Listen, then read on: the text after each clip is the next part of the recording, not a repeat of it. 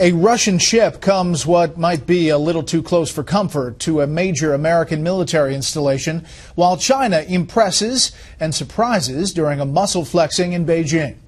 National Security Correspondent Jennifer Griffin is keeping track of all of it from the Pentagon tonight.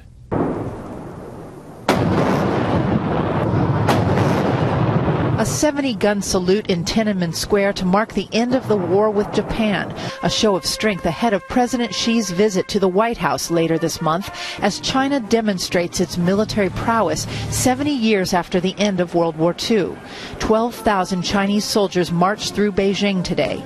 Also on display, a cruise missile known as a carrier killer capable of destroying an aircraft carrier at sea, and China's J-31 fighter jet, a near replica of the U.S. F-35, the most expensive weapons program in Pentagon history. The Chinese version, some say, engineered with stolen U.S. technology. Then a surprising announcement by the Chinese president, an admission that the Chinese economy, like the U.S., requires defense budget cuts.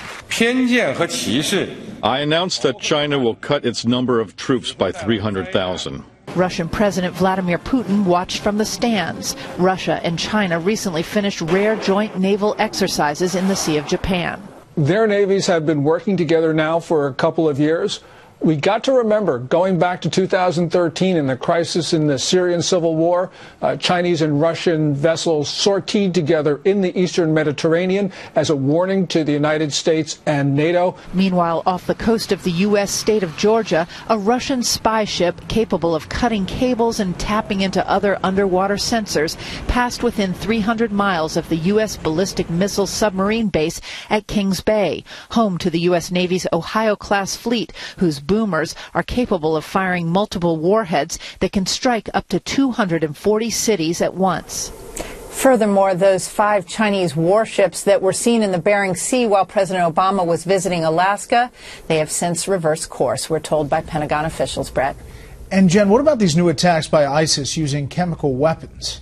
Well, Brett, new evidence tonight that ISIS has launched more attacks using mustard agents. In response, the Pentagon has ordered its 3,500 troops in Iraq to dust off their chemical suits and refamiliarize themselves with their protective equipment. ISIS has fired more shells at Kurds, causing painful blisters, and a rocket near the Mosul Dam, which left a mysterious yellow cloud in the air, Brett. Okay, we'll follow it. Jennifer Griffin at the Pentagon. Jen, thanks.